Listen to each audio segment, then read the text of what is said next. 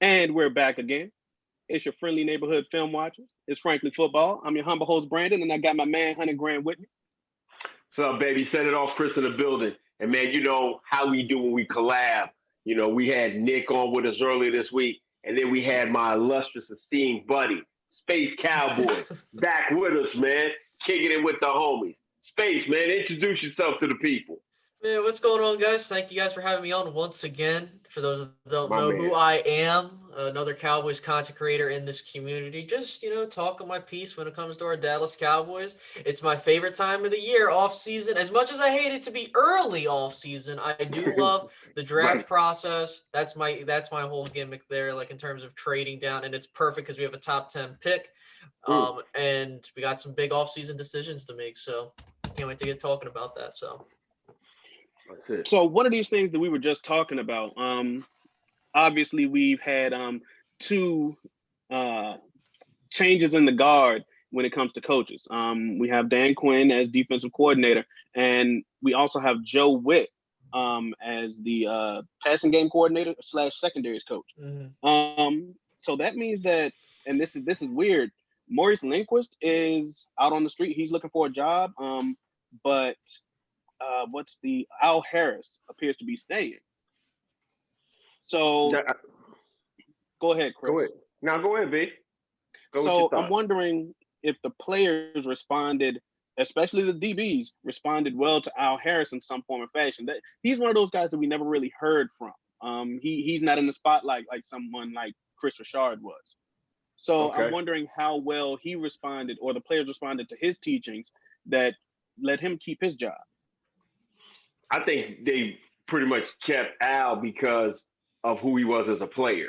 They need to have a guy who's a player who can kind of relate with the younger players. I think he really took a shine, as you can see from a lot of film or a lot of videos that the few videos we saw.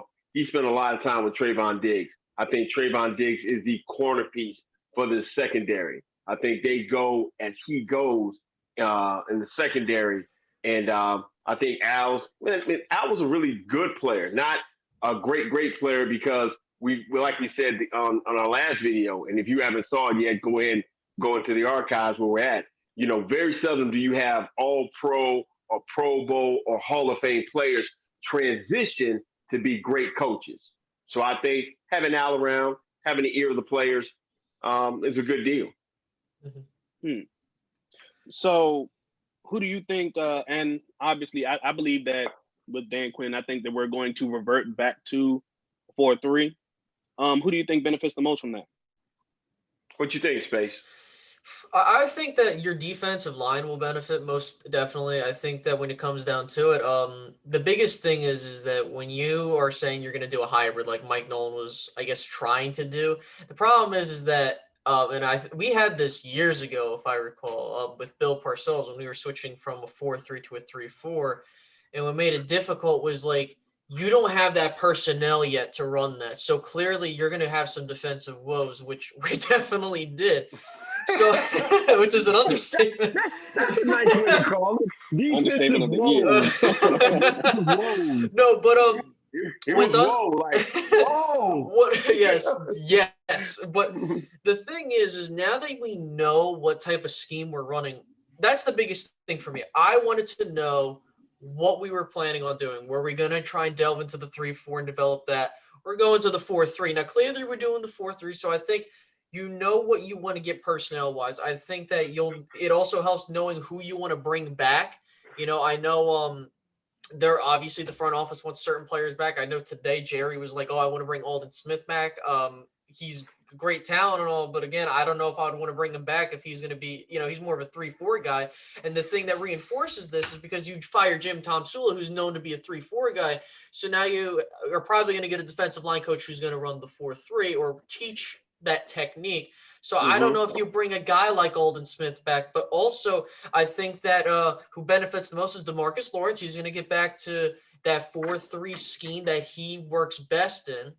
Okay. My biggest thing is they need to fix this interior of the defensive line. They really do. You can't be doing this bargain basement crap. Especially the good thing is is that the good thing is that Tristan Hill's a bright spot, but I don't know how this ACL injury impacts him. Neville Gallimore, he showed something, but I don't want these second and third round guys. I need someone who is a premier talent at that position.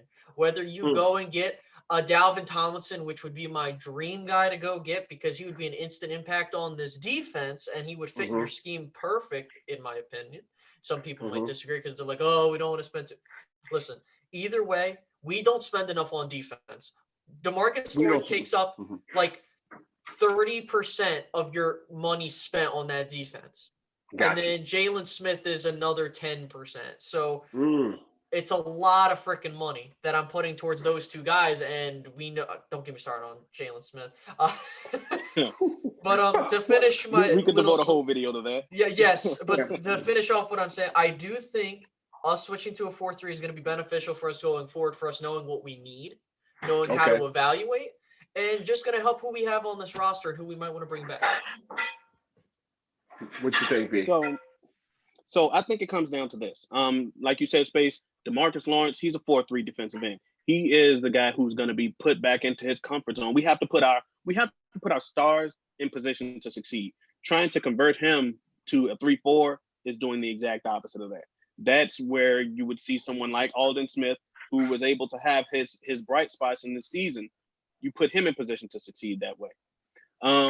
So yeah, it does raise some questions. What we would do with Aldon in the event that we bring him back and take steps further away from where he can succeed, especially with him now having a year under his belt, being back in the league. So I think that depending on how this coaching staff looks at positions like one technique defensive tackle, guys who can go and, clog up some space and stop us from hemorrhaging yards on the ground. That is where you're going to have a lot of what ifs. Because depending on that, guys are going to make their job a little easier. You're going to see Tristan Hill's job a little easier if you can get a big, fat, greasy guy beside him. I think you have to look at, in that situation, what you guys were talking about with Aldon Smith. I'm gonna just backtrack back to that. Him, when he first came in, he was, I want to say 235, 245 outside linebacker, and he worked amazingly well with Justin Smith when he was in San Francisco.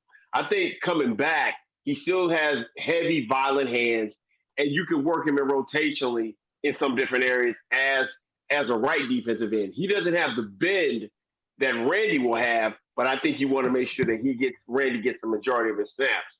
But like you said, Space, and as you've talked about before, Brandon, if you don't fix this one technique, if you don't get this finally fixed once and for all, because we haven't had a bona fide, true, Space taking one technique says, man, I'm talking about, dude, I'm not even going back as far as Jay Ratliff. I'm going to go even further back than that. But that's the first one that comes to my mind.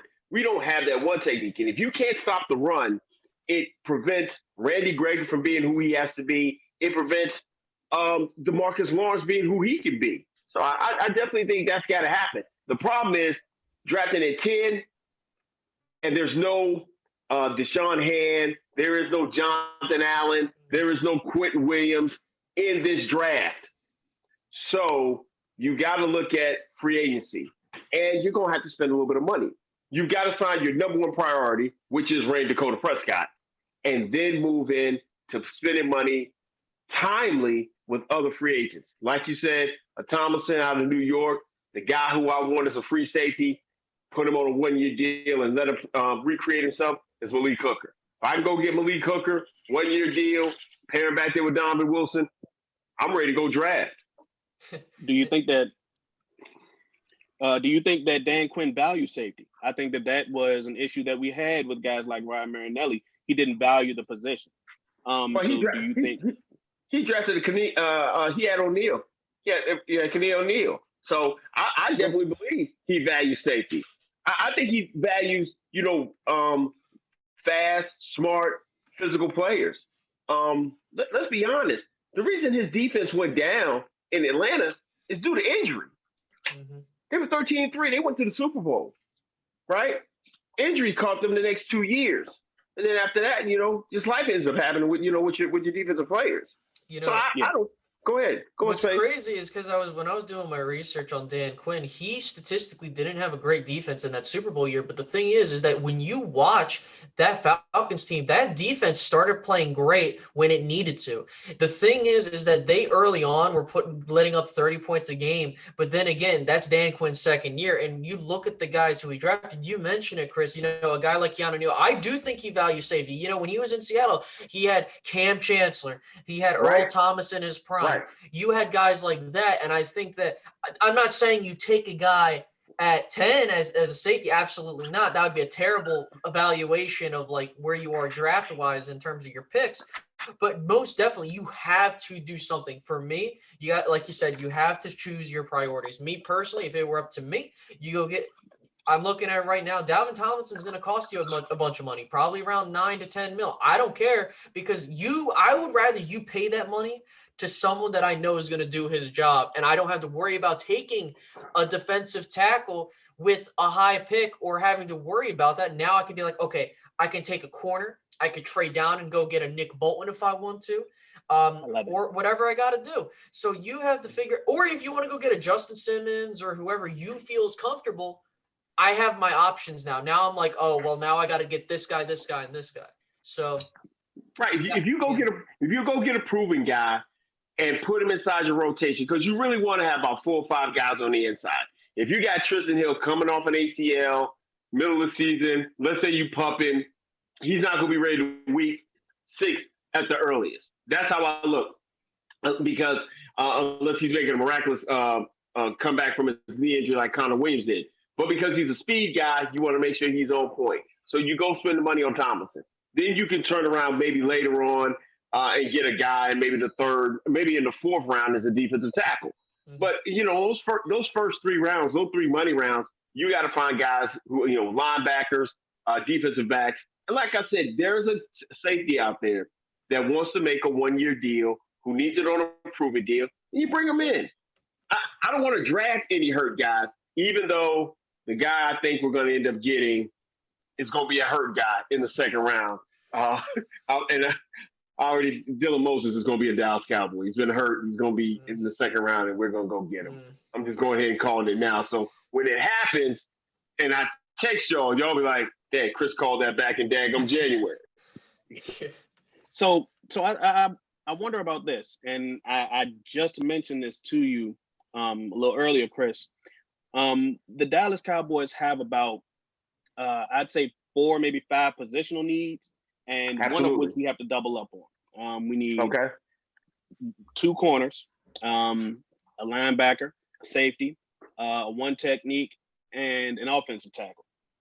Okay. So with 4 picks in the top 100 rounds, personally, I'd love to do everything I can to trade back once, maybe even twice in the 1st round to accrue as many of those 2nd and 3rd round picks as possible in the top 100 to fill all of those needs by that time. I'm not trying to fall past 12. I need San Francisco to come up to 10. I'm already on the process of taking some wild parsley, and I got a baby giraffe on the way to sneak in Zach Wilson's house so he can go ahead and get caught with it and push him down the board. Therefore, I can get San Francisco's 3rd. As they move up, we swap the 1st and get to their 3rd, and that will put me in position to get who I want at 12. And if I had to go get anybody at 12, if he's that high, if Caleb Farley's off the board, Caleb Farley will be my. No, you know what? That's your pet cat. My new pet cat at 12. I want to go with J.C. Horn. I want J.C. Horn at 12. Yeah. I want JT.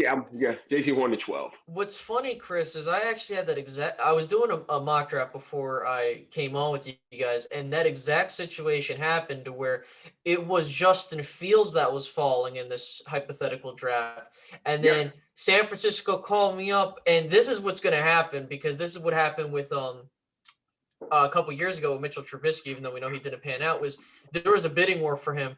And what ended up happening was I got San Francisco's 3rd, 4th, and 5th round pick just to move down 2 spots. And I still got Caleb Farley in this mock draft. Now, I don't think that's going to happen. I think that more likely is you're going to see a guy like a Horn there. But for me, I would rather go with the value pick if I know, well, hell, even if Caleb Farley is on the board, I know damn well that if a team like a San Francisco is trading up, I know they're going to take a quarterback, especially if they're going to give me that bevy of draft picks. So you're just trying to play the game of, okay, I would rather take a chance at, and I think the team in front of us at that point would be the Giants. And the Giants, yes, they need defensive help, but I think they're going to be dumb enough to go get well, they do need a receiver, but I don't know who they're going to get. So I actually feel more comfortable even if Caleb Farley is on the board, I'll trade down 2 spots and I still think I'll get him and get a couple draft picks. That's my feeling. At 10, I'm in the process, or I'm in the position that if somebody moves up, I can get some extra picks because, like Brandon said, I have so much to fix. I have such a need for talent on my defensive side of the ball, and a guy I can develop as a left tackle, then I'm willing to move down to 12 because I got a right brick on my brick to be able to try to touch it. I mean, it's not going to be pure. It's going to be tapped. It's going to have some, it's going to have some Similac in it. It's going to be cut up a little bit, but it's going to be workable in these streets. So I can definitely see myself getting to 12, getting the extra pick, and my number one, and because it's a premium, I would love to be able to get one of those top 3 corners, either Caleb Farley. No, it really, to me, it's only 2 top premium corners, Caleb Farley and JC Horn. Patrick Surtain is for a specific place. He can play in a specific mode. I need a fast, twitchy guy on the outside so I can let Diggs be that, I guess Patrick Sherman type on the opposite side. Yeah, and that's the thing for me is like I look at a Patrick Surtain. For me, Patrick Surtain is, I don't want to say he's like Byron Jones level in terms, but hear me out. Like he is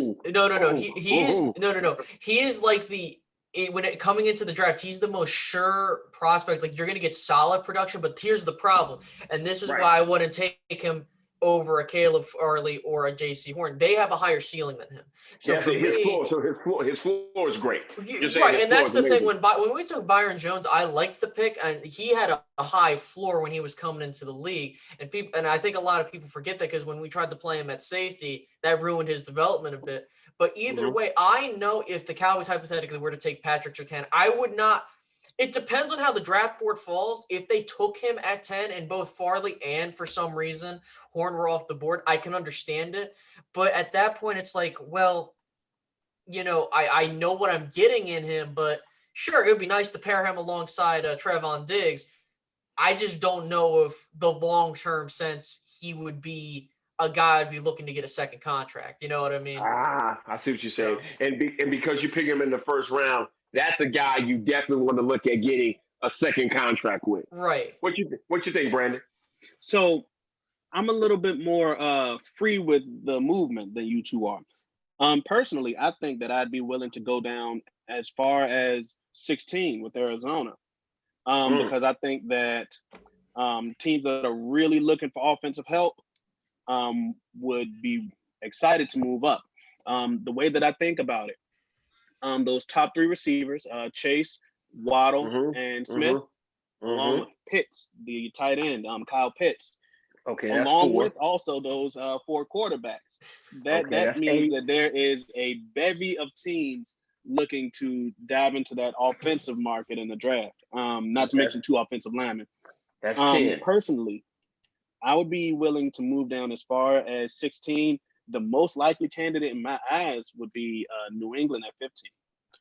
I think that with the Cam Newton experiment having failed, that they would be happy to move up and give, especially if there is a bidding war, maybe their second and a fourth to move up those 5 spots. Second and third, I'd be happy, but I don't think it adds up in the points. I look at the point values for each of those picks, and I don't think that would add up.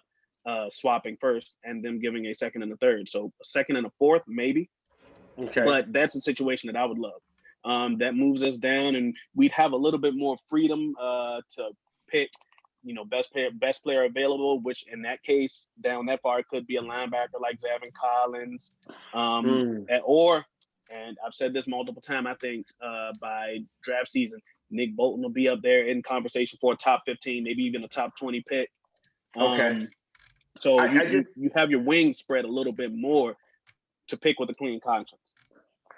I understand. I'm afraid to go past 16. Okay, so you're a little bit more. As our boy Vasse, you shoot a lot of dice in the bathroom. You know what I'm saying? You throw your money on the floor. You throw your money on the floor on a regular basis. So I understand that. I'm just afraid to get too far away. But where you're saying at 16, you will run into a slew of guys. You're gonna run into the Horns. You're gonna run into JOK. You're gonna run into Xavier Collins. You're gonna run into Nick Bolton. And you know what? See, this is why I hang out with Brandon, because that mindset of getting to 16 now opens my mindset up. You know what? I need more picks in the second and third, because I'm gonna have an opportunity to get a premium guy for a second contract, because I wouldn't have a problem with taking Xavier Collins at 16. I definitely wouldn't have a problem with taking Nick. I wouldn't have a problem with taking Nick Bolton at 16, because if I take him there, oh man, here we go. You take Nick Bolton at 16, right? And then I have the ability to run Jalen Smith at the Sam, where he plays best at, and I can salvage that money that I need to be able to keep him on the books so it doesn't kill me until the cap goes back up. Right. And for me, I'm very flexible when it comes to how far I'm willing to trade down depending on the scenario, because obviously it depends on what the priority is. So for me, I look at it this way. If the Cowboys are willing, I feel like the most I think I would be willing to go down is down to 21 to the Colts. Because now the reason why I look at that is because I look at the blueprint for when the Steelers traded for Devin Bush back in 2019. They gave up a second round pick and a third round pick to move up 10 spots. And you might be saying, well, that's a bit of a move, that's a bit too much, don't you think? But the thing is that when it comes to draft picks, people are going to be stingy. You're not going to get second and third round picks unless you take a drastic move and you move down. And for me, if I do move that many spots, as I look at the big board, there are guys, that's where I would definitely be looking to take maybe a Xavier Collins if he's there, or Nick Bolton. I want to be upset if you did that, because I would know, hey, I got a second and a third round pick along with the 2 others I have. And so now you're making the most out of what you have, because now you have that ammunition to go get your safety. If you want to invest in other positions, you can do that. But other than that, that's as far as I'm willing to go, if that's the plan. But there are people that are like, we should go get I don't know how the hell you would take a tight end at 10 with Kyle Pitts. I swear to God, if the Cowboys take a tight end at 10, you better find a goddamn way to score 50 points a game. But no, I'm done. No, listen, even if he's the best player available, which sure, prospect wise, he's good. But if you're going to take an offensive player, the only one I can justify is Rashawn Slater at 10. That's it. That is the 100%. Only one. That is the only one. And I have to be backed into a corner where it's 5 seconds, it's a minute left on the clock, and I've got that card already written down if nobody's picking up the phone. That's the only guy. If I can't get out of 10, which I truly believe I will be, because we still haven't got to the Senior Bowl. the Senior Bowl is gonna kick some guys up. Oh, That we haven't said gonna kick some guys up.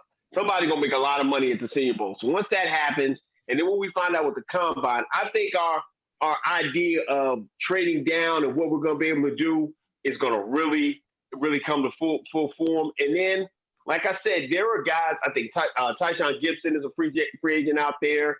Marcus May is out there, and like I said, you can probably go get a starting day one safety for this team. And none of the safeties I've seen that are I haven't seen a second. I haven't seen outside the kid from Florida State. He's the only second round or third round safety I've seen so far. You got another one, Brandon? I got two. Both of them from TCU. Trevon Moore and Ardarius Washington. I think that they can both be taken in the second. Listen, man, we already know that teeny tiny missile is not coming to Dallas. I know you want him. You've been giving me a Darius Washington. You've been giving me a Darius Washington since Christmas. Yeah, I already know that's who you want. Before that. Yeah. So you made him safety one at Christmas. His counterpart has the body, has the size. So I think you can get him. Yeah, I think you get him in the third round. And if you're gonna be risky, if you got to go reach and get second, but if you get those extra picks, like Space says, going down to 21, I can definitely see you doing that. Right. Now I see things like this though. I think that corner is the position that has the most need for us to double up. Where do you take that second guy? Do you want to go and get someone who I don't want to say mediocre, but do you want to wait until like the fourth round and get someone like Rodarius Williams, or do you want to double up early? No, you got to double up early. You have to. Okay. Here's the reason, because let's look at it this way. Let's just assume there's no trade scenario. Let's say we're lucky we get a Caleb Farley, the number one guy, in my opinion, in the draft. Okay. So you got your starter there. Your second round pick, in my opinion, has to go one of two ways. It's either a linebacker you really like or a safety. You are not going to get a safety in maybe you will get a safety in the third round, but the guys I like will go in the second round. So for me, if you're going to go with a safety, you're going to have to take it with that second pick if you want to go that route. And then the third round pick, you have to take another corner, because you are about to lose possibly two of your free agents in Cheeto and Jordan Lewis. So you're losing two starters. Now, we're not here to talk about how their play is, but the thing that I'm looking at, is you have two guys that are exiting the building, and we cannot repeat the same mistake we did with Byron Jones, where you let two guys walk and you don't adequately replace them. Sure, you brought in a Trevon Diggs, which was good, but the thing is that I need to know that I'm going to have someone that's going to be here for a while. Luckily, we do have that in Trevon Diggs, and I definitely could see him getting a second contract. But if I can get Cheeto on the cheap, whether you like him or not, I need someone here that I can rely on, so I'm not losing too much. I would let Jordan Lewis leave unless he wants to play safety. But ultimately, you have to double dip. We need to address the secondary. I don't care how you got to do it. I don't care if the first three picks are nothing but safeties and corners in that combination, except if it's your first round pick. You have to get that done. For me, listen, I'm a Penn State fan. I love Micah Parsons. I would love to see him in a Cowboys uniform, but I would be extremely upset if that man gets picked at 10, especially if there are guys like Caleb Farley and company on the board. Absolutely not. As much as because now you're wasting your draft capital. You just spent a first-round pick on Leighton Vander Esch, who you don't know how he's going to be. You just spent 10. You gave a big-ass contract to Jalen Smith, who's yet to fit. Right, a guy you want to cut. Right. So my thing is that if you get another linebacker at 10, you're just wasting draft capital at that point. I would rather you trade down and get a linebacker. That I'd be okay with. But because you got to understand, the money you're going to be paying a top 10 pick is going to be astronomical compared to what we've been seeing, right? Right. So not to go on forever, but for me, you got to double dip. Gotcha. Okay. So I think about it like this. Just because you brought out Jalen, he's one of those guys that is gonna really, I guess, not benefit from the full change over to a 3-4, because that would have afforded him the opportunity to switch to a 3-4 outside linebacker where he could basically have his hand in the dirt and, for all intents and purposes, play like a defensive end. You can just have him rush the passer and do what he does best. Do you still try to put him in some of those situations? Because I know Dan Quinn has run a little bit of a hybrid, very little. But do you try to reserve him for those type of plays and just draft his replacement now? Which personally, I think that we don't really have a Mike on this team, so it's not really his replacement, really. Right. But is that need heightened by his need, Jalen Smith's need to transition to that next stage of his career? When everybody wants him out the building, they want him out the building. They want his money, but it's $9 million on this roster that we're going to get back with Tyrone Crawford. So I think you help Jalen Smith basically by getting a better one technique. If we go back to 2018, he flourished behind Tryhard, Antoine Woods, and Malik Collins. That's who he flourished with. And they were able to keep him clean enough so he can go run and make plays. Neville Gallimore having a full offseason, a real full offseason in the NFL. He's going to get bigger. He's going to get stronger. He's going to get quicker. You bring Tomlinson in, you spend the money, and that will be able to keep us on our base more. I think Jalen Smith will be fine as a rush strong side linebacker. I think he's great as a Sam. I think you have to go get one of those off-ball linebackers. I think if you can get I don't think he lasts to the second round, but you got to go if you can't get Nick Bolton or Xavier Collins, because Xavier Collins really isn't a middle linebacker either. He's a Sam himself. He's just a really athletic Sam. I need to find the next best middle linebacker who can play and make tackles and really, do stuff like that. Vach isn't really high on him.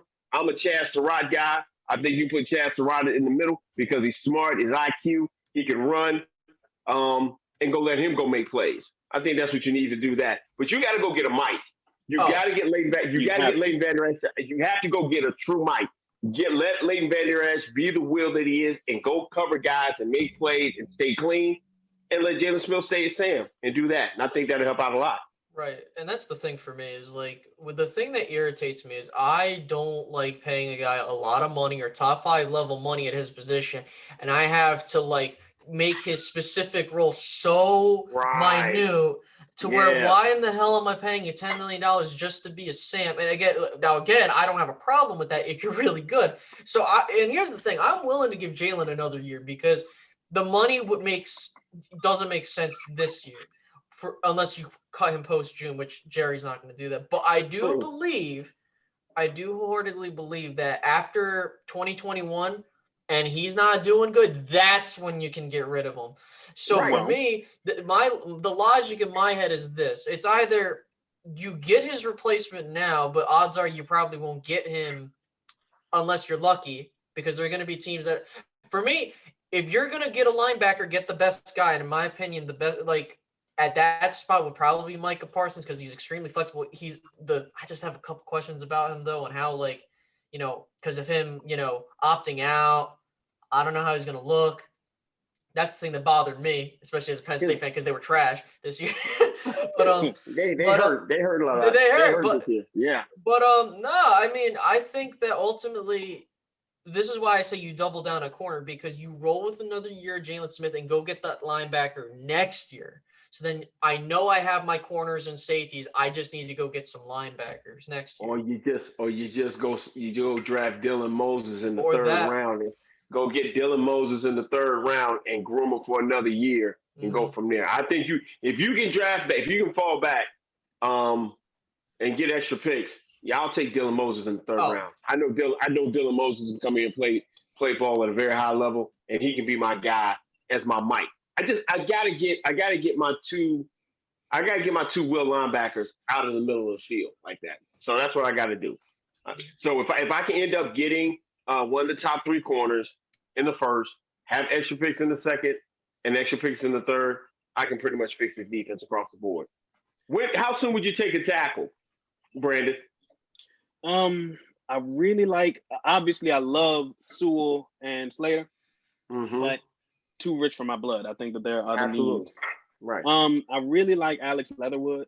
Yeah, I like him a lot. He's going to be a Senior Bowl guy. He has the opportunity to improve his stock. Right now, I see him as a late 40s second round guy. He could improve his stock, which would be to our detriment, though, because from what I'm seeing, a lot of the guys at the top are juniors.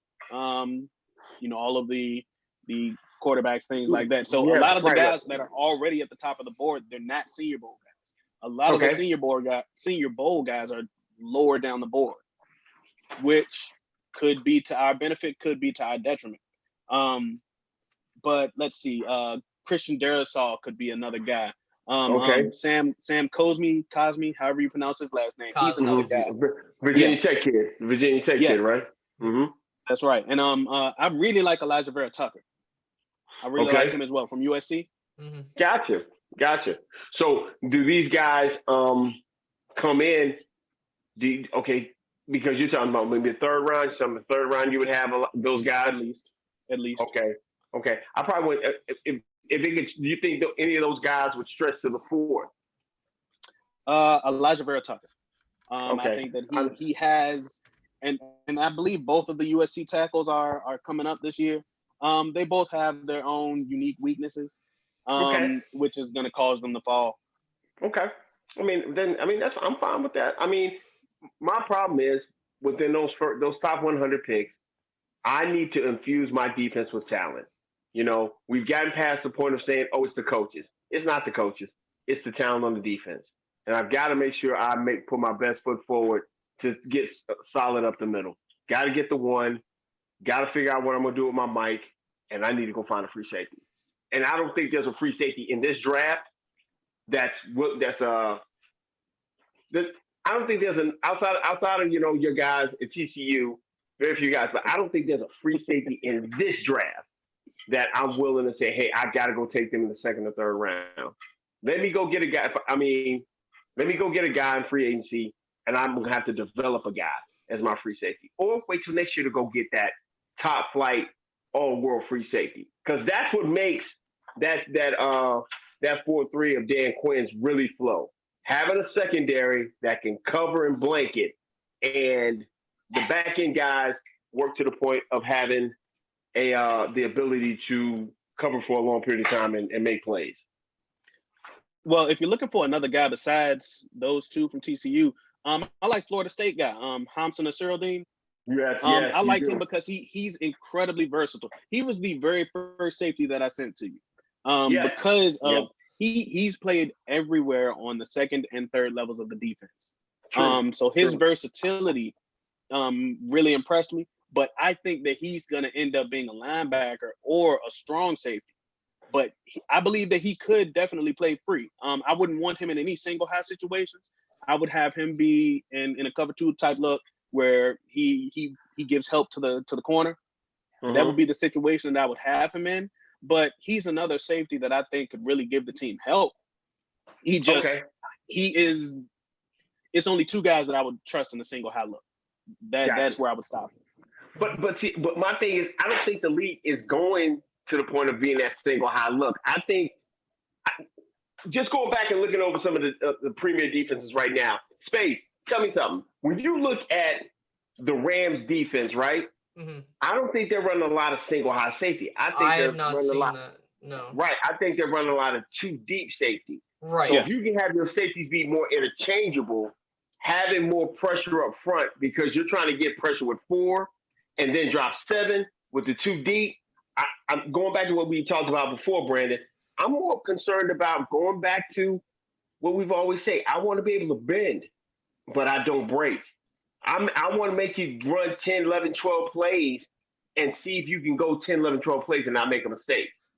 Right. You follow me? I don't – none of the teams we're going to watch this weekend are going to be to the point of having all these great names that they're so, all over the place, but they are teams that are going to give up yards. We have got to get past the point. The NFL is a glorified 7-on-7. You really can't hit a lot of people a certain kind of way but you're going to end up giving up yards. Our question now is don't give up a lot of points. Right, and that's just how the league's transitioning, especially with the Kansas City Chiefs winning the Super Bowl and the power of, like, their entire Super Bowl empowered by that unbelievable offense.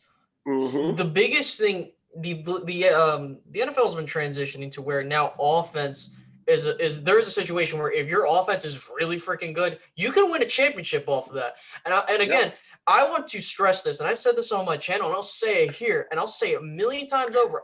When Dan Quinn starts going to work, and when he gets all his personnel from the draft and on the offseason, I'm not asking for him to give me the number 1 ranked defense in his first year. Okay. Now, I would love that. Don't get me wrong. But all I'm looking for is do something better than what we had the previous year. Because in the years that we went 12-4, 13-3, our defense was middle of the pack.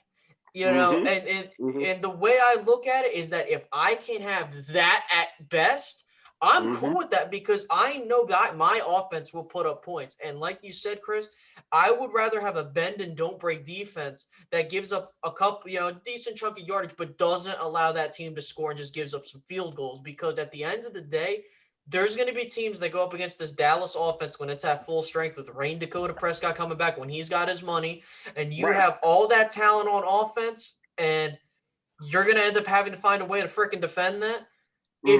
So I have the confidence where if you can put 30 points, hell, even 28 points on the board at minimum, and that defense can at least just give up 20 at the most, or, at least 20, I'll know I'll win. Because if you go back and watch every single one of those games to start our season, if we were able to at least, besides the Rams game, obviously, if we were able to hold them to at minimum 20, hell, even 24 points, our record would have been a complete shift differently. Then we would have been 4-1 at that point, rather than 2-3. So the way I look at it, just make this defense how it was 2016, 2014 level at minimum, or at best, if that's what the best you can do. That's all I'm looking for. Because if you can do that, then I have no problem thinking that this Dallas team can go far. And I've said that as well. I don't need this defense to be top 10. I honestly might not even need it to be top 15. You give me 18 to 22, and I think that it's not going to be many teams that can beat us in a boat race. I want to be Go ahead, B. You're right. With the healthy 4 under center, your emerging tight ends back, and your 3 weapons at receiver, it's gonna be a fireworks show every single time. It's gonna be really good, and I'm with you guys all the way with that. Get to 8. Get between 13 and 20. Get in that range, because that gives me, I'm doing yards, but I want to be top 15 in points allowed. That's where I want to be at. If I'm top 15 points allowed, I'm putting pressure on their offense to score, and I know that Diggs is opportunistic. I think I can get another guy, get a horn, or someone else being opportunistic. I think you can turn around and even have Vander Esch, if he can play more games. He's opportunistic. I mean, Vander Esch, his rookie year, I think he had 3 to 4 interceptions. Something like it. I think it might have been 3. I'll look it up. I think Vander Esch? I think it was 2. I think it was versus Atlanta and Philly, and that was it. No, he had one against. I think he had one against New Orleans, and I know he had one against Atlanta, and he had 3. Then he had 3. I knew he had one against New Orleans. When in New Orleans? 2018. Yeah, 2018. No, because I remember Drew Brees only got picked off once that game against, and that was had 2 in Lewis. 2018. Yeah. 2? Okay. I thought he had a 3rd. No, you're good. Yeah. Jordan Lewis had 1 at the end of the game. Yes. He had the opportunity to have 2. You're right. That was it. You're right. So Jordan Lewis had the opportunity to have 2. You got between that point with points allowed, points scored, and I think you'll be able to be fine. Right. And that's just how I feel about that. It's just, look, if you can do that, because another thing that I also wanted to add real quick, look at the teams that have gotten to the playoffs with really good defenses over the past couple of years. You know what the biggest common denominator was? The most recent one with now the Rams are different, but the Rams have a decent starter, but I don't want to go that far. Look at the Bears. Bears of 2018. Remember, Mitchell Trubisky, but at best starter. You look at Another team that comes to mind is the San Francisco 49ers. Jimmy Garoppolo, listen, man, I guarantee you if Rain Dakota Prescott's on that team, they win that Super Bowl, and it's not even close. Yep. So that's the thing for me is like that's why when it comes to having these dominating defenses on paper, I don't care about that at this point in time with how the league's going, because if my offense can't put up points, or I know that I don't have a quarterback that can't get the job done, who cares if I put all that money on the defensive side of the ball and I have the number one defense? So for me, that's why I would prefer, hey, we're an offensive powerhouse team that has an opportunistic defense. Just be what Kansas City's trying to do, or what they're trying to do, what they do. Get a defense that's opportunistic, makes key stops when needed, even though you might give up so many points a game. Who cares? If I could put up 40 points a game and all I do is let up 28 points at the most, or held at the most, I'm still going to win many games.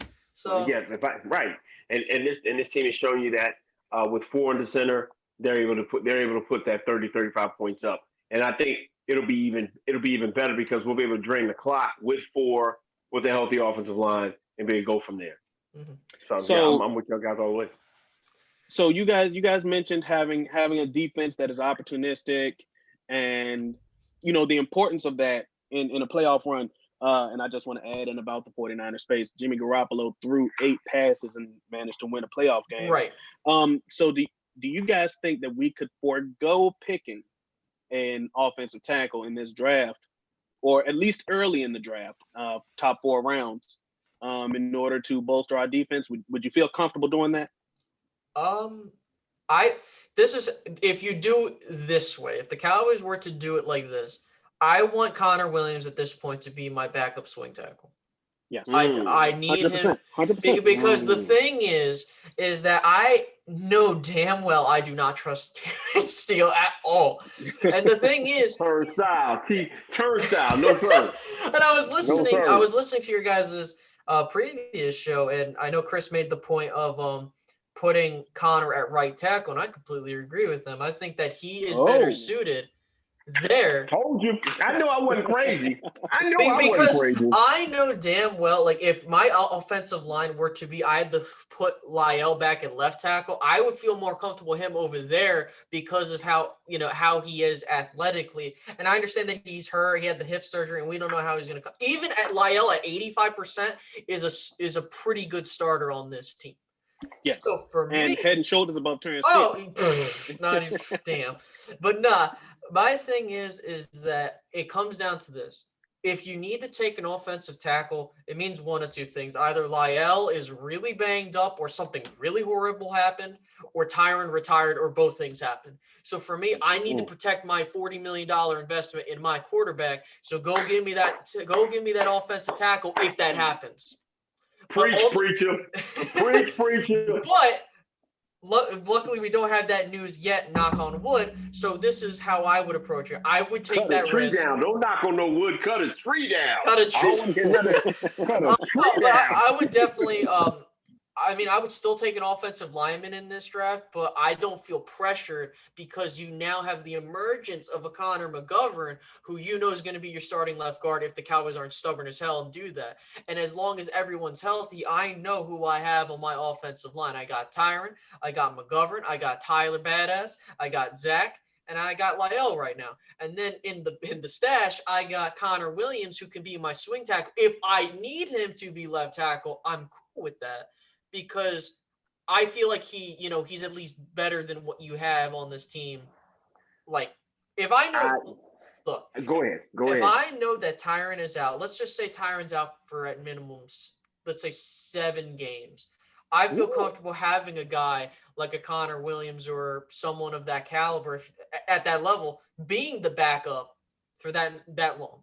I'm cool with that. But long term, I don't know, man. I wouldn't trust him long term, especially with his health, man. But I need to get some value out of Connor Williams.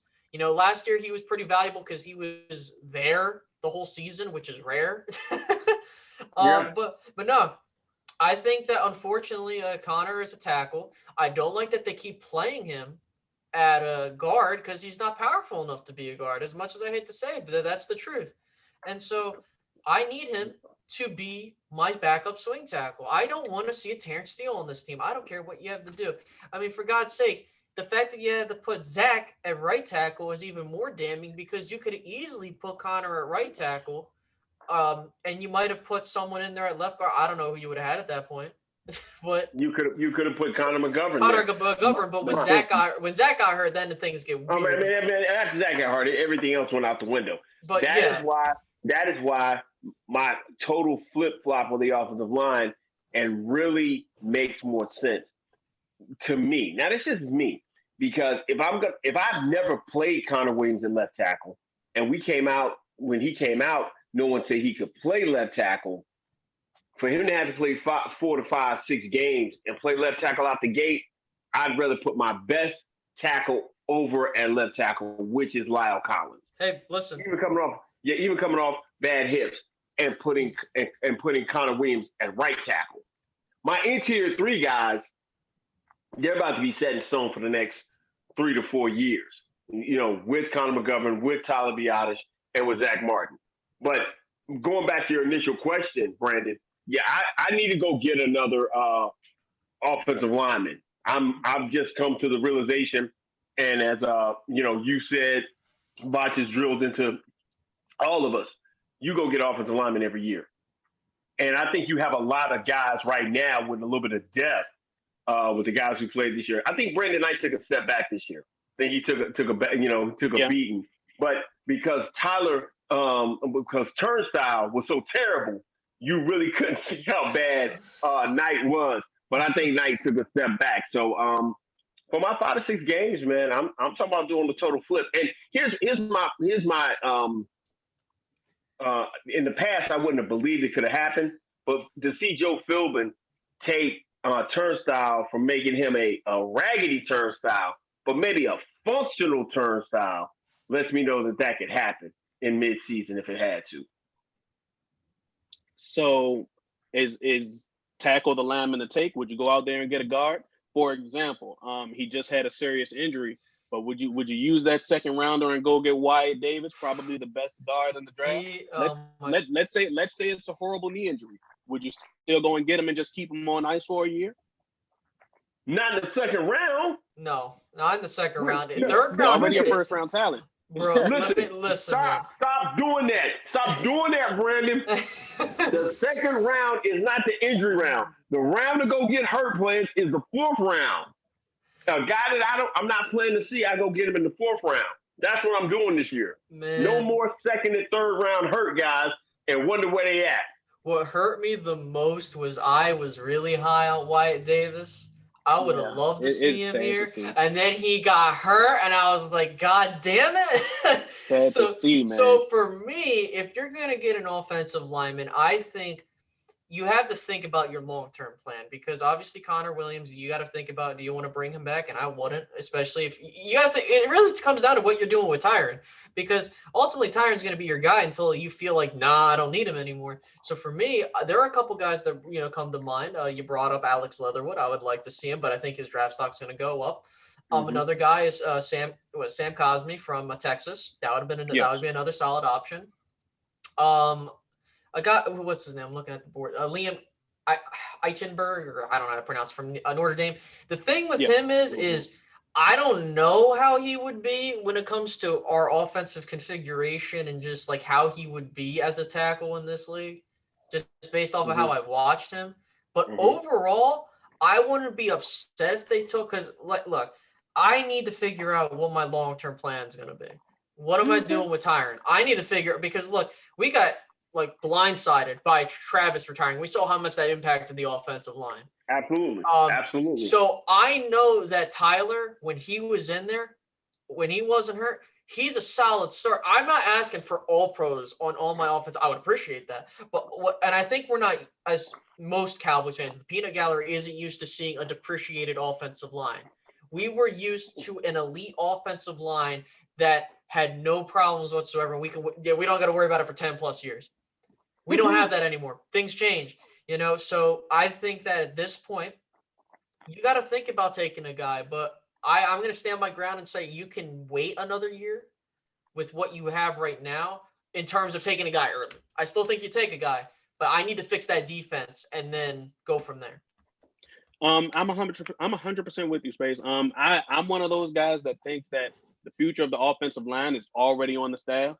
So I think that you can wait a year. And in the event of an injury, of course, you can't survive having both of your starting tackles out. But let's just say Tyron decides to say ouch, and you know what, I want to hang it up. I think that we would then go to exactly like you guys are saying, move Connor outside, flip Lyle over to the left, and go from there. Connor McGovern is already your starter at left guard, so you keep him where he is, and there you go. And I feel strongly that would be the future of the O-line. You can go and get a tackle next year. I just think that the needs on defense are screaming right now. So if I had to forego picking one of those positions, like I said, those top 100 picks, it would be tackle. Okay. I'd spend a fifth. We don't have a sixth, I believe, but I'd spend that fifth, maybe even that comp fourth. Yeah, remember we get a third and a fourth comp pick this year, probably. Yes, and I'm counting that top comp third as one of our top 100 picks, because it likely will be like, I think 100 exactly is where the comp picks end out at the third. But yeah, I'd spend my comp fourth or lower on a tackle, but I wouldn't count on that guy to come in and be really the problem solver there. I can get 4 games out of Brandon Knight. I think I can get 4 games out of Brandon Knight. I think everybody took a step back. I think Brandon Knight played well last year. I believe every second-year player, for the most part, suffered this year because of COVID. Dadgummit, Taylor Rapp's a special teams guy in Los Angeles due to the fact of not having the ability to get those 30 workouts in March and be able to get his body in a different place to be able to start playing and doing more he needs to do. So I think Brandon Knight will be able to be a good swing if he had to be. Connor can stay as your swing guard. He can play left or right. My only problem is, how do I make sure that Joe Looney's key pass doesn't work anymore starting in the league here, and how I can replace him. So that's the only person that I don't want to see back. There's a few, but Joe Looney is definitely on that list. So I was really just about to get into that. I typed in 2020 Cowboys free agents as soon as you started talking about it. Out of all of our big name guys, besides Dak, because that's an inevitability, who are some of the current in-house free agents that you'd like to see back? Handle that one, Space. I'll let you. Give me one second. I'm just pulling up the list so I'm not like blindsided. So Dak's your guy, obviously. I'm not even going to entertain that because he's going to be on the team next year. No ifs, ands, or buts about it. He's going to be there. Now Tyron Crawford's your next big guy. For me, no. I think the only way I'm bringing this dude back is on a veteran minimum deal if I need to have just backups. But ultimately, I would listen. No, I absolutely not. That's the only way I can see him back on this team. No. Sean Lee, I'm sorry, man. The only way I'm seeing you back is if you are a coach. Of course, Andy, I'm with it. Andy Dalton's your next guy. Your backup quarterback's huge, but I don't know what his market's going to look like. I will say this. He's the best backup quarterback I've seen from the Cowboys in a while. And granted, that's been over the past 4 years where we didn't need a backup quarterback. But if he's willing to stay another year on a cheap deal, sure, I need a backup quarterback just in case. But other than that, no. Absolutely not. Cameron Irving, no, unless you're giving him a cheap deal. Joe Looney, kick him off a bridge. I don't need him. Okay. Now this is where it gets interesting because Aldon Smith, I don't know. I think that because you're switching to the 4-3, I don't think he fits here. Okay. So I would let him walk, but I don't know why you would want to bring a 3-4 guy back in I don't know. Jerry, shut up.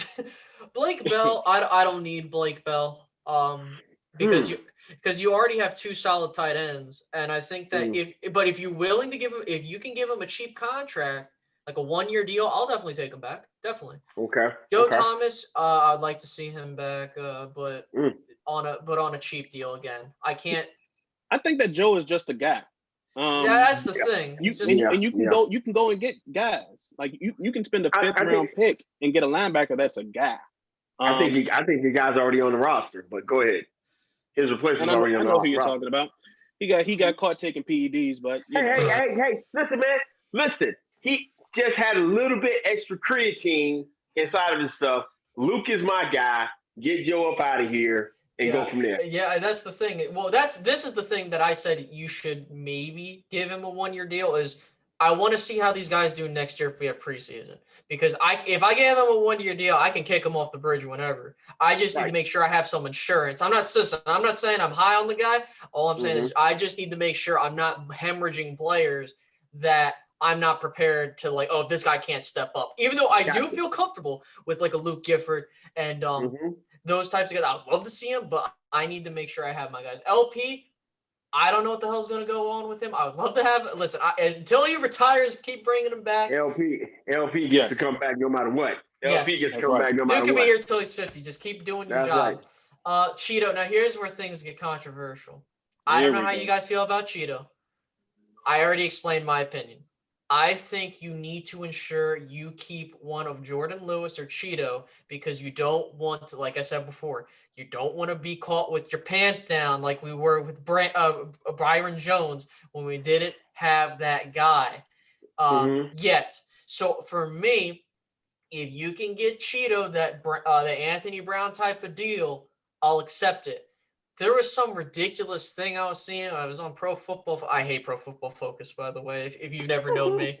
But for me, they were predicting Cheeto was going to get a 5-year deal with 10. I'm like, hell no, absolutely not. Cheeto at most, I'm willing to give Cheeto at most 6 to 7 million. That is it, and that's even high for me. But that's because if I can get him on a cheap 3-year deal like Anthony Brown, and keep in mind, Cheeto doesn't have any leverage here because he got hurt in his contract year. So if I can bring back Cheeto, I'd be cool with that because I know I have at least a solid starter, Right. I mean, everything you said is pretty much spot on. I don't have a problem with some of the guys that you said. I'm gonna let Chidobe test the market, see what it looks like. Right. Let him bring me back an offer. Dude, I don't see anything wrong with what you said. Cam Irvin, I'll let him walk. Joe, I can let him walk. There's not really a guy. It's not even a guy. I'm being totally honest. I'm trying to figure out how I keep Noah Brown. Let me ask you this, guys. You have to choose because both Jordan Lewis and Cheeto are up for contract. Yes. You can choose one of them to bring back, regardless of money. I mean, money if it can work. Cheeto. Okay. Yep. Okay. I figured. Not even close. Not even close. And I continued to look down this list. You have CJ Goodwin, and I can go get another guy. No. I need CJ. I need my special teammates. Now CJ Goodwin is actually the guy that's at the top of my list to keep. Really? Yeah, I'm keeping CJ. I'm keeping CJ Goodwin. I'm keeping CJ Goodwin. I'm gonna try to figure out how to get a very league friendly for Noah Brown. I disagree with you with Blake Bellinger. Because I don't think one of my other, Tom Pay or any of those other young tight ends are really ready to take his position yet. So I'll definitely bring him back. He was solid. He was a solid two last year, and he can go back to being number 3 next year. But I'm going to have to be able to have somebody who can come in and if I go 2 tights, I go 12 personnel, and I got Jarwin off the field. I know Blake Bell can block, and I got more confidence in Dalton Schultz blocking. I know Blake Jarwin ain't catching a cold butt naked in Alaska with no drinking. He ain't blocking nobody. So that's why I would want Bellinger back. Okay. Yeah. And then with CJ, here's the thing. CJ is I would like to bring him back. I need to see, you know what? For me, I would do the same thing like I would do with Joe Thomas. Give him a 1 year. If I can give him a 2-year deal, if I know because I don't know if it was just me because I didn't see a lot and I'm probably just blind because I have glasses, but no, for me, I would try. You know what? Like, I need to make sure I keep my special teams guys, like you said. So Right. CJ Slater for the Patriots his list is wide receiver, but he plays every special team snap. right. CJ Goodwin plays every special team snap for my team. I want him back. He's a must-have. Okay. He's a must-have. Let's see. So I already talked about Jordan Lewis. Justin March. I mean, Another guy. Another guy. Like same thing with Joe Thomas. He's the same thing with Joe Thomas. If I would give him a cheap veteran minimum deal, but I'm not holding on to the guy. I will cut him during training camp or preseason next year.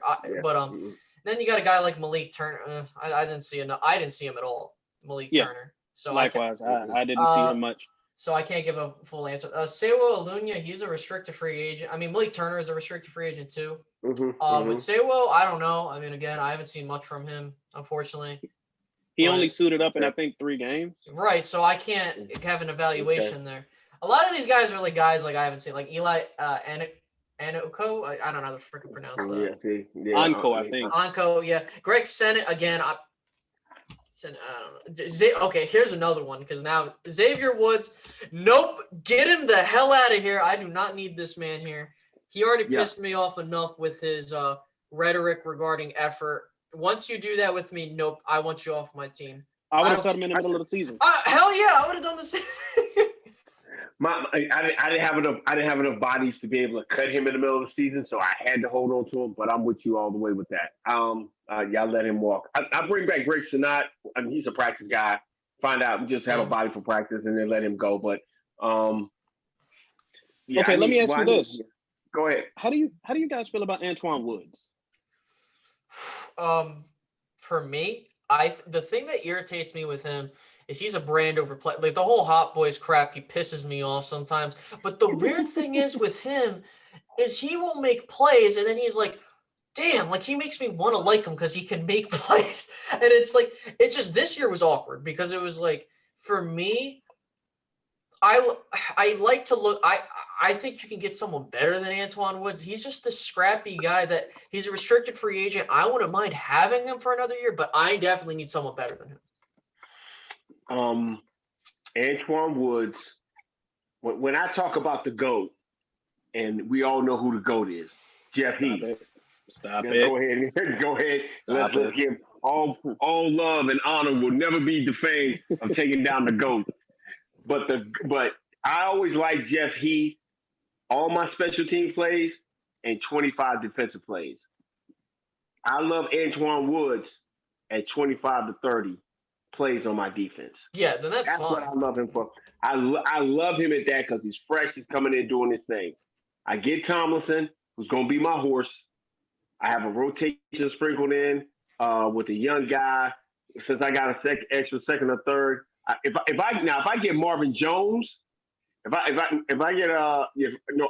get Marvin Jones from Florida State in the second or third round. Marvin Wilson. I don't know why I want Marvin Jones. But Marvin Wilson, if I get Marvin Wilson second or third round, then I can let him walk. But that's why I would give him a nice. I wouldn't give him a great deal. I would give him a veteran deal where he could come in. I put some bread in his pocket, and then when Marvin's playing better, I can let him go, and it won't kill me. That's what I would do. Well, remember, I'm like a 2-year deal, $6 million. $1 million signing bonus, give him all his money up front the first year and be able to cut in the second year. Now, here's the thing, because Antoine's a restricted free agent, so you're going to have to place a tender on him. I don't know what they're going to place on him. But for me, if you can place a tender on him and a team can go get him, absolutely I would rather, like, hypothetically, I don't know exactly how things would work out in this instance, but let's say it's like, because I know, I think this happened with what's his face, David Irving. I think we gave him a second round tender or something like that. Now, so if this was to repeat and someone tries to bite on that second round, I don't think anyone's stupid to do that. But if someone does, I'm absolutely taking that. Let him go sign. I want to get my I want a second round pick from them because then I know that I can get someone better with that second round pick probably. Yeah. I mean, I don't see anybody giving up a second round pick for Antoine Woods. Absolutely not. But I put like, can I put a fourth round tender on him? Maybe. No, I don't it's know. I think it's first round, second round, or original round drafted, which Antoine Woods was undrafted. So you would have to put a second round tender on him, which isn't very expensive. It's I believe it's about $3.5 million. Yeah. Hey man, for a defensive tackle. Someone's desperate. I got three. Okay, well, I said give him 6. Okay, I can put a second round tender on him. I'll put a second round tender on him. You know, but it's gonna be a 2-year. It's gonna be a on paper 3-year deal, but it's gonna be like a 2-year deal. Because if I put a tender offer on him, or that on him, I'm going to go get me a one technique to back up my high price free agent, because I got $9 million to play with, because Tyrone Crawford ain't gonna be here. Right. So yeah, and I would do it. Well, here's the thing: it would be a 1-year deal. Like, you can't put a 2-year deal on a restricted free agent. It's either you have to place a tender on them, and then you have to let that play. Now, after that, then you can give them whatever deal you want. So for me, this is the best scenario I could think of. You keep him for a year with that second round tender, so that you have someone in your rotation, right, and someone on special teams. Then I can go get someone in this draft to replace him and let him walk next year. Or if you like him, or he produces in this defense with Dan Quinn, find a way to retain him. That's, I think, the best scenario you can put out. Now, the biggest question is then with Cedric Wilson versus Noah Brown. Now, Noah Brown's an unrestricted free agent. Cedric Wilson is a restricted free agent. And for me, out of the two of them, the thing with Cedric is obviously he's been hurt, but now that I see what he can do, right, I would love him to be my wide receiver for him. What's crazy, I would try to bring him both Noah Brown and Cedric back, because now you already have your starting wide receivers right there. 100%. Yeah, I think you do. But this draft is going to be long with talented wide receiver guys.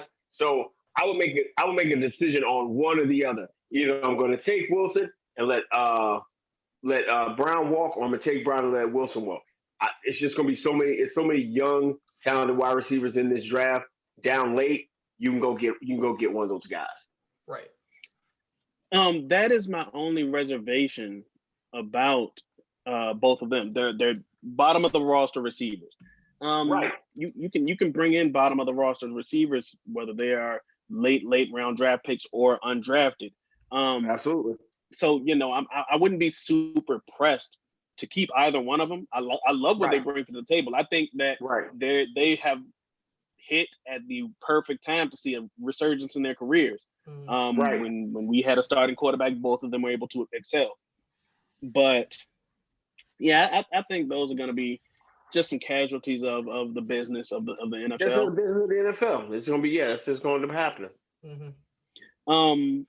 But yeah, all in all, a lot of these guys besides Cheeto, I'm washing my hands with George Lewis, by the way. He took a lot of steps back.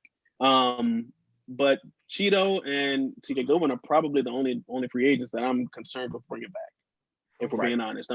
Aldon Smith, I love him. The most consistent note that I had throughout all of my game notes is Aldon Smith is a machine, because he was able to come in and get great production. But he's probably going to price himself out of the Cowboys range when it comes to a team that would best suit his abilities. I don't think he's going to price himself out. I just, I think Jerry's trying to run the market up, saying he wants him back. I mean, remember, people ain't busting the door down for players from the worst defense in the league. They're like, hey, them guys, we may let him go. I mean, he's a name. I think we gotta be able to hit in free agency this year, not so much a name, but a functional working name. Last year we were just all about the name, because I still got our Sinister Six poster in my file. I'm gonna have to remake that come 2021. No, so we can get that figured out. Right. But and I'm looking at Aldon's contract history. I think if you're going to bring him back, I think that you could get him on a cheap deal, but I want to be shocked if a team was like, hey, we like what we saw. He fits our defense. Why not throw $3-4 million for a 1-year deal at the guy or something like that? You could see that happen. And for me, I don't know if we would. I don't think we would get compensation for. I don't. No, I don't know. I don't think so. I don't know if there's rules and stipulations. That's why I think what Jerry Jones does is pivotal to getting a return on the investment for him. He's talking up his value, just like Chris said. He's talking up his value, so maybe we can get somewhere around a fifth for Aldon, which would be great. You know, we signed him for pennies on the dollar. Getting a fifth as a return on that investment is great. Yeah, get a resurgence on his career. Get a fifth, absolutely. Yeah. Yeah, and I mean, look, man, we did that with Robert Quinn. Last season? I mean, for God's sake, the dude had 11 and a half sacks, right? Yes. And we got, I believe, we're in line to get a 4th round compensation pick. I thought we were in line for a 3rd because of that good deal he got from Chicago. Mm-hmm. Then I look at his numbers. I'm looking at him right now. He only got 2 sacks. He had 20 tackles, 14 solo tackles, and he played. Here's the thing: it's not like he played in like 2 games. He played in 15 games and started 12. And that man is getting paid all that money. And listen, I liked him when he was here, but that's the ultimate way of getting all your, what you pay for. Get your bread. Yeah, that's right. Yeah. Everybody won in that situation. So yeah, that's what I would do. What you got, Big? So kind of to bring it all back, trying to bring it full circle. I think that this team is closer than what a lot of people think. It's just going to take 2 things: some cap wizardry and great talent evaluation come draft time. And I think that that's 2 things that the Dallas Cowboys specialize in. Jerry Jones is a cap wizard, and Will McClay, he knows how to spot a great college player. I think if we can let this, what we had last year, had a great draft last year, let the scouts scout. That's right. I don't need any coaches come and talk about what they want. Okay. Last time we had a coach come in and talk about what they want, I ended up with a taco. Man. And I don't even like taco. Soggy taco, man. I don't want to hear that. Now, he redeemed himself with Trigger Trey, but he was immature. And I think that's one of the reasons why, even though we love the ceiling of Michael Parsons, I think he's going to fall, man. I think he's going to really fall. Oh, yeah, he will. 100%. He's linebacker 5 for me right now. That 5? Damn. 5. Wait a minute, hold on. Okay, wait a minute, hold on. Let me see if I can write it down. Bolton, Collins. Yes. Bolton, Collins. Who's 3? JOK. Okay, JOK. Oh, yeah. Yeah, JOK. Okay. And Surratt is 4. Okay. I could see that. No, definitely. I think here's the thing. I believe if Micah, because listen, like I always try to tell people, I've seen how he can play, and I know his immaturity because I'm a fan of the team. I know damn well if he wasn't so immature, he would be linebacker 1 easily. With his athleticism, he has all the tools to be a fantastic linebacker. My problem is that man, it's crazy to me. I don't want to put this guy's name in to compare it because it's kind of effed up because of the situation. Man, he's just reminded me of Rolando McClain without the drugs and crap. That's why I'm gonna go ahead and say it. Dylan Moses is your linebacker in the 3rd round. Dude, we're gonna go look at Dylan Moses tape. Okay? We're going to go take a little field trip and look at Dylan Moses' tape because Dylan Moses gives you what you want. Yep. He gives you what you want. I do want to say, though, to answer Brandon's question or his statement regarding the team being closer than we think, I agree in the sense of, look, I am a firm believer in this philosophy. Before you can walk, you need to learn how to crawl. And before you can run, you need to learn how to walk. So right now we're crawling. We're trying to figure out what we're trying to do with this team. That's what Mike McCarthy was doing his first year. Now, what I need to see this team is start developing that walk phase, which is consistency. I don't want this team to sure, I would love a Super Bowl, but I need this team to develop a consistent winning culture, unlike the previous administration, right? I want to see a team that's going to the playoffs every year. Maybe like a freak incident happens like this year where it's like you missed the playoffs. I want to see what Mike McCarthy did in Green Bay. Get that consistent winning playoff team. Then I know damn well it's hard to win a Super Bowl. But if with Rain here and with what you have now, I think that you have a window that's going to be open. I think that not this upcoming year, but the following year, I think is going to be the year the Cowboys put it all together. If things go right. I think Space and we're all optimistic kind of guys, but I have to go back to what Brandon said. You have to get that wafting smell of Jason Garrett out of the building. Right. That's why I think it's going to take a bit. You have to get some of these guys out. You've got to get a Tyrone Crawford out. You've got to get Sean Lee on the sideline. You've got to get Jordan Lewis, Xavier Woods, that just stench that's in your building out, and that comes with fresh blood and new guys. So, no, are we devoid? Are we totally out of the range? No. But I think we have an opportunity next year with another good draft and a full off season. Yeah, we can win this division. We can win this division. We can win this division. No, not easily. I don't think it's going to be easily because I mean easily that you'll contend in the division, not like you'll easily win it. That's what I meant. My bad. The football team. The football team's going to be there. If they mess around and get a quarterback or get somebody serviceable, the football team's going to be a challenge. The Giants' defense is going to be better, or they're going to be serviceable. And we haven't shut them out anyway. Even with Daniel Jones, we've still given up at least 24 points to those guys the last two times we met them. So, right. That's the problem. So, but we have an opportunity to win the division. Right, and the best way I can look at it, because I'm always, they say keep your friends close, but keep your enemies closer. The way I'm looking at this division is this: Washington's my primary foe right now. They have the best defense, in my honest opinion, based off of that defensive line and what they have on that team. They were built to stop the Cowboys. My thing is that can you have enough offensive firepower? The thing is for them, I said this right before the season began. I said if they get the right quarterback, they're going to definitely be a lot better than people think. And lo and behold, Alex Smith comes back, things are A-okay.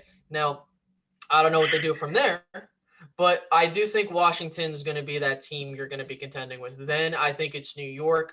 The problem with New York is their quarterback situation and the offense overall. That offense is terrible without Saquon. And even with Saquon there, my thing is that Daniel Jones hasn't been – he took that sophomore slump, but most importantly, he's just not – I don't see that it factor yet. He's not good. Let's just say it. Yeah. I mean, I don't want no prejudice. If he sucks. I got to be consistent, man. I wait until year 3 to give my full indication on a quarterback's, development, especially if it's a first, that's just me. So I got to give it one more year before I make a final call. Philadelphia, they're in shambles. Dude, I have never seen a team fall apart as a Super Bowl contender fall as far as they have in 3-4 seasons. Unbelievable. Yes. I've never seen never. I'm not old at all. I'm 22. But in my young time of watching football, I've never seen a Super Bowl contender collapse as far. And people will be like, well, what about Denver?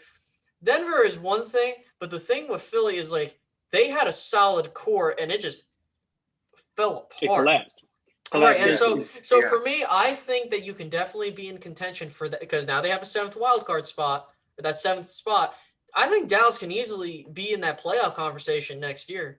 As for winning the division, it's going to be tough. It's not going to. I just believe with 4 in the center, I'm playing in the playoffs right now. I split with the football team. I beat the Giants the last game. I win both Philly games. So what am I looking at? That's 3 more wins. I'm playing in the playoffs. That's how much faith I have in 4. I watched everybody regress. I had to, mess around and click on a button on YouTube and hear the nonsense that Amari Cooper wasn't a top 10 receiver in the game. Dude, I have no doubt in my mind with 4 underneath center, everybody takes a tick up. I think 4 underneath center, Amari goes for 14. Sedarian gets his 1,000. He goes like 1,100. Michael Gallup gets his 1,000. and win the playoffs, man. That's how much faith I got in Ford. Even with Turnstile out there blocking. I think so. But that's the one thing that the league, it's only the NFL can brand this with the everyday Sunday. That any given Sunday. I'm sorry. That's how they can bring in the fans and keep the hope alive. But we've been going for about an hour and a half now in space. I didn't want to take up too much listen, of your man. time. I love talking my Cowboys. So whenever you, and it's great. I love it. Space, would you like to plug yourself one more time for us, sir? Yeah, sure. In case you guys don't know who I am still, I'm SpaceCowboy17, Cowboys content creator, obviously. You can follow me at SpaceCowboy17 on YouTube. I'm on Twitter at SCowboy17. I'm also on Instagram at The Real Space Cowboy 17. So if you guys want to give me a follow there, that'd be great. Listen, I think that this is going to be the most impactful offseason of recent memory with the Cowboys. So definitely, make sure you subscribe up to Frankly Football. They know their stuff. I love the content they do. They definitely have really good special guest appearances. I can't say that enough. It's just thank you guys once again for having me on. Definitely want to be on once again. I hear you, man. So we'll see what happens. Hopefully things, I'm really hoping this off season's different from different off seasons in terms of actually getting help. I just want to have an off season. Yeah, right. When me and Brandon started last year, we were talking about it earlier. We had all this expectation of having an off season. When we started in March, and we figured, hey, we'll be able to get an off season by April, and they just kept lingering. I believe with the different precautions they put in, we can have a full off season, and some of those you can get some of the bumps and bruises out the way and find out who guys are, get them trained up, get them taught what they need to be able to do, so they can go into the season and be able to be effective. But I definitely think that's important. That's right. So if you haven't already, like this video, subscribe to the channel. If you're not, I would be really surprised if you're not. Shame on you. Just click that notification bell if you want to listen to more dope content like this. So to wrap it up, I've been Brandon, and that's my guy. I'm setting off Chris, man, for Frankly Football. Peace.